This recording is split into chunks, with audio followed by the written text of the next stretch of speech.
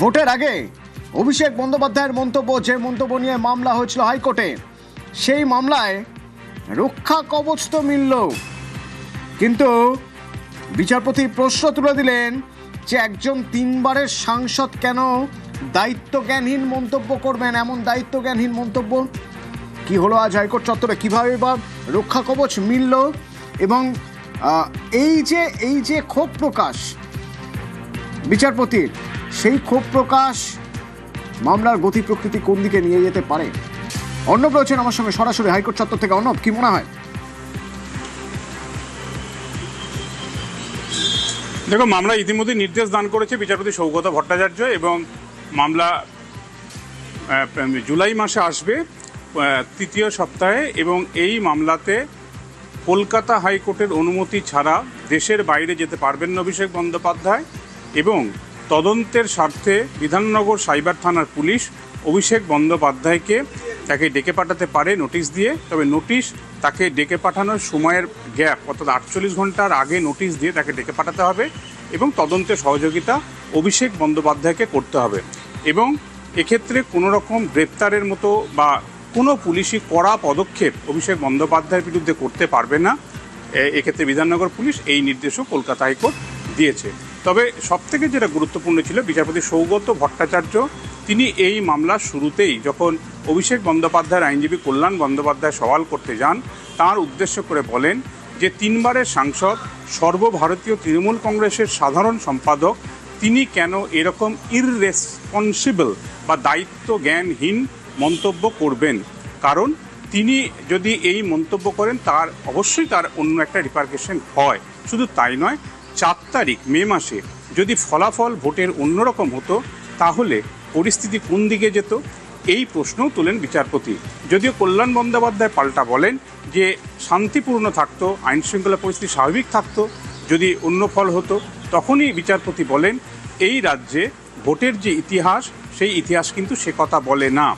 এতে কার্যত কিছুটা হলো তৃণমূল কংগ্রেসের সাংসদও বটে কল্যাণ বন্দ্যোপাধ্যায়, তিনি সরাসরি 2021-এর পোস্ট পোল ভায়োলেন্সকে কলকাতা হাইকোর্ট উস্কে দিতে চাইছে এমনটা বুঝতে পেরে তিনি 1967-69 সালের খাদ্য আন্দোলনের অবস্থার কথা তুলে ধরেন। অর্থাৎ এই ভোট পরবর্তী বা ভোট সময়কার অশান্তি, রাজনৈতিক ইতিহাস, হিংসা, সেটা 1967 সাল থেকে এই রাজ্যে বিরাজ করছে, এই প্রসঙ্গও টেনে বসেন। কিন্তু শেষমেশ বিচারপতি সৌগত ভট্টাচার্য আরও নির্দিষ্ট করে তার মন্তব্য করে বুঝিয়ে দেন, যিনি সাংসদ, যিনি সর্বভারতীয় এক দলের সাধারণ সম্পাদক, তার মুখ থেকে এই ধরনের মন্তব্য আশা করা যায় না, এবং শেষমেশ তিনি এই ধরনের নির্দেশ দিয়েছেন। তবে একই সঙ্গে এক্ষেত্রে 26শে এপ্রিল তিনি যে মন্তব্য করেছেন অভিষেক বন্দ্যোপাধ্যায়, কেন মন্তব্য করেছেন তার উত্তর দিয়েছেন অভিষেকের আইনজীবীরা। তারা বলেছেন সেই সময়তে স্বরাষ্ট্রমন্ত্রী কিছু বক্তব্য রেখেছিলেন, যদিও এই বিষয়টি আর বেশি দূর এগোতে দেননি, কেন পারদ চড়ছে দেখে বিচারপতি স্পষ্ট জানিয়ে দেন যেহেতু স্বরাষ্ট্রমন্ত্রীর কোনো মন্তব্য নিয়ে এখানে মামলা নেই, কাজেই সেই বিষয়টা নিয়ে আদালত কোনো রকম বিবেচনা বা কোনো কথাবার্তা এখানে বলবে না। শেষমেশ মামলা শেষ হয়, অভিষেক বন্দ্যোপাধ্যায়কে নির্দেশ রক্ষা কবচ, এবং তিনি দেশ ছাড়তে পারবেন না আদালতের অনুমতি ছাড়া, এবং তাকে তদন্তে সহযোগিতা করতে হবে। ধন্যবাদ অর্ণব। তো আইনজীবীরা আজ কি বললেন, এই রক্ষা কবচ মিলল 31শে জুলাই পর্যন্ত, তা নিয়ে মামলাকারীর আইনজীবী এবং অভিষেক বন্দ্যোপাধ্যায়ের আইনজীবী তারা কি বলেন একবার শুনুন। আমরা কোর্টের থেকে প্রোটেকশন চেয়েছিলাম, কারণ আমাদের এটা মনে হচ্ছে এটা রাজনৈতিক উদ্দেশ্য প্রণোদিতভাবেই কমপ্লেনটা করা হয়েছে, এবং কোর্ট ওনাকে প্রোটেকশন দিয়েছে যে ওনার এগেন্সটে কোনো কোয়ার্সিভ অ্যাকশন নেওয়া যাবে না, অ্যারেস্ট করা যাবে না, আর ইনভেস্টিগেশন যেমন চলবে, ওনার যা পুলিশের যা ওনার থেকে জানার থাকবে সেটা পুলিশ জানতে পারে, কিন্তু নোটিশ দিলে 48 আওয়ার্সে 48 ঘন্টার নোটিশ ওনাকে দিতে হবে, এবং তারপরে উনিকে কমপ্লাই করবেন। মাননীয় মহামান্য আদালত অন্তত 3 বার এই মন্তব্য করেছেন যে এরকম সুপার পাওয়ার পোস্টে এবং এই রকম ব্যক্তিত্ব হওয়া পরেও তিনি এই ধরনের উস্কানিমূলক মন্তব্য কীভাবে করলেন, ওনার কাছেও এটা আশ্চর্যের ব্যাপার, এবং এই তদন্ত হওয়া উচিত। বিএনএসের সেকশন অনুযায়ী ওনাকে 48 ঘন্টা আগে নোটিশ দেওয়া হবে, সেই নোটিশ অনুযায়ী উনি হাজিরা দেবেন। নোটিশের মান্যতা না দেন তাহলে তদন্তকারী সংস্থা কোর্টে এটা মেনশন করে কোর্ট যেটা বিচার করবেন সেই ধরনের অর্ডার পাস করবেন। রক্ষা কবচ দিল অভিষেককে নীতি শিক্ষা হাইকোর্টের। আর শ্রমিক ভট্টাচার্য বিজেপি রাজ্য সভাপতি খোঁচা দিচ্ছেন যে ভোটের পর অভিষেক কোথায়? অমিত শাহকে দেখতে চাইছিলেন, ব্যাকুল হয়ে উঠেছিলেন অমিত শাহকে দেখবার জন্য 4 তারিখ দুপুরে। আমরা ওনার তো সময় নেই, ব্যস্ত মানুষ, আমরা ব্যবস্থা করে দিচ্ছি গ্রিন করিডোর করে, কোনো অসুবিধা হবে না, এয়ারপোর্ট পর্যন্ত পৌঁছে। উনি একটু বেরিয়ে আন্দোলন করুন, ঠিকঠাক লাগবে। ফলতা উপনির্বাচনে কোনো লড়াই প্রচার নেই, পোস্টার নেই, বিজেপির পতাকা খোলার লোক রাস্তায় নেই, আর তৃণমূল কংগ্রেসের পতাকা লাগানোর কেউ নেই। কোন মন্তব্য? আরামবাগের সেই মন্তব্য আপনাদের শোনাবো, যে মন্তব্য থেকে এই মামলা, যে মামলায় রক্ষা কবচ অভিষেক বন্দ্যোপাধ্যায়। 4 তারিখে তৃণমূল আরামবাগ জিতুক বা হারুক, আমরা গতবারও আরামবাগ হেরেছিলাম, গোঘাট হেরেছিলাম, খানাকুল হেরেছিলাম, পুরসুরা হেরেছিলাম, কিন্তু উদারতা পার পেয়ে গেছিলে। এবার আমি নিজে দায়িত্বে থাকবো। 4 তারিখ 12টার পরে কোন জল্লাদের কত ক্ষমতা আর কার দিল্লির বাবা কাকে বাঁচাতে আসে আমি 4 তারিখ দেখব।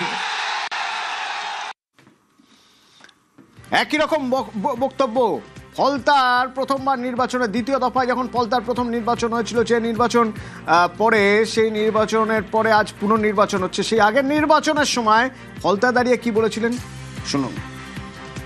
জাহাঙ্গীর আমাকে আস্তে আস্তে বলেছে, দাদা সব দিয়েছো, একটা বৈদ্যুতিক চুল্লি করে দিতে হবে। আমি ভাবলাম 4 তারিখ ফল বেরোনোর পর কিছু লোক তো হার্ট অ্যাটাক করবে, তাদের সৎকারটাও ভালো করে করা আমাদের উচিত।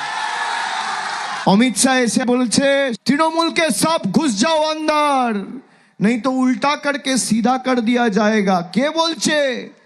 গুজরাটের গুন্ডা। আমি খালি বলেছি যদি সৎ সাহস থাকে 4 তারিখ অমিত শাহ বাংলায় থাকবেন, বেলা 12টার পর দেখা হবে। এই যে 4 তারিখ ভোটের ফল, 4 তারিখ ভোটের ফল বেরোলে কি হবে বারবার বলা হচ্ছিল, ঠিক সেইখানে দাঁড়িয়েই আজ বিচারপতির প্রশ্ন ছিল, যদি ভোটের ফল অন্যরকম হতো তাহলে কি হতো? গোঘাট বিজেপির কর্মী সমর্থকরা বলছেন তাহলে কামান চলতো। ঝোপের মধ্যে থেকে হাত কামান উদ্ধার হয়েছে, এই দেখুন, 1 2 3 কামান। কারা এনেছে? বলা হচ্ছে বাড়ির পাশে মাটি খুঁড়ে বারুদ ভর্তি বস্তা রাখা ছিল, আর ঝোপের মধ্যে হাত কামান রাখা ছিল। তৃণমূল অঞ্চল সভাপতি ফরিদ খান। অভিযোগ উঠছে এই ফরিদ খান নাকি কামান এনে লুকিয়ে রেখেছিল, ভোটে তৃণমূল জিতলে হাত কামান ব্যবহার হতো। পরবর্তীকালে যে হিংসার ওরা বাতাবরণ তৈরি করছিল, ভোটের 4 তারিখের রেজাল্টে ওরা যদি জিততো, তৃণমূল শাসক দল জিতলেই এখানে ব্যাপক হারে সন্ত্রাস করার জন্য ওরা বিভিন্ন জায়গা থেকে অস্ত্রশস্ত্র মজুত করেছিল। তো এখানকার তৃণমূলের দাপুটে নেতা ফরিদ খান, তার ভাই আছে শাহজাহান, এরা হচ্ছে এই এলাকাতে, এই পশ্চিমপাড়া অঞ্চল এবং এই পাশাপাশি যে অঞ্চলগুলোতে দীর্ঘ 15 বছর নির্বিচারে সন্ত্রাস চালিয়ে গেছে, লুট করেছে, লোকের কাছ থেকে জরিমানা করেছে, কোটি কোটি টাকার সম্পত্তি করেছে এই ফরিদ খান।